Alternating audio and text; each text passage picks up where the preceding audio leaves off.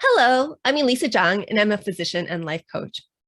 So, if you start looking into syndications, then the next question you may have is what is crowdfunding and how does that uh, work with syndications? So, in order to kind of explain that, I'm going to give a little bit more history about the SEC. So, the SEC was created in order to protect investors. Syndications, there's a lot of reasons why it really can't undergo through the whole registration process, not only just the fees, but just the timelines and the way that real estate works. So there was a provision in order for syndicators to be able to get investors that there originally it was a 503B exception. And that exception was that sponsors could actually get people to invest with them where they had a pre-existing relationship. So, if your uncle or your friend from work or someone introduced you to someone who was doing these syndication investments as a sponsor, you could actually build that relationship, say that you're essentially friends and that you want to invest in that syndication, and then you can invest through that way.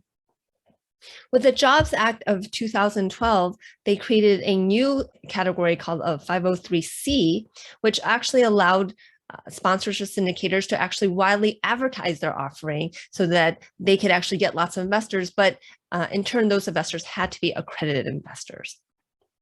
So crowdfunding really began in 2012 after the Jobs Act.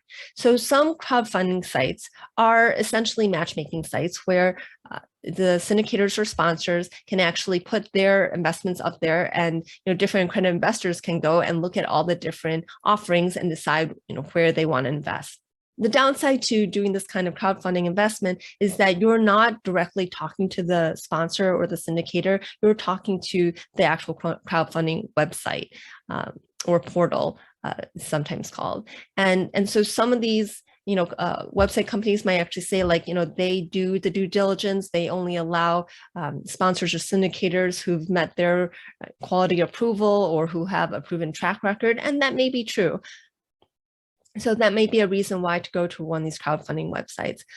The way the crowdfunding websites work also, often you can actually get investment in syndication for lower minimums than if you were to approach a sponsor themselves. So, the minimums may be, $5,000 or $10,000 as opposed to 25 or 50,000 or even $100,000 to invest directly with a syndicator or sponsor. So that's one way a crowdfunding site works, is basically as a matchmaker. But of course, they've got their costs that they're incurring, and so they need to take a little bit of a cut. And so there are some fees that are put in place when you are investing through a crowdfunded website, and the fees may or may not be transparent. And it may end up being kind of a lower return on your overall investment than if you were to actually invest directly with a syndicator or sponsor. The other way a crowdfunding website can work is through that 503B ruling, where the portal or the crowdfunding website, basically they have a pre-existing relationship with a syndicator or sponsor. So, they're buddies or friends. And so, and now they're the one that's actually going to invest with the syndicator.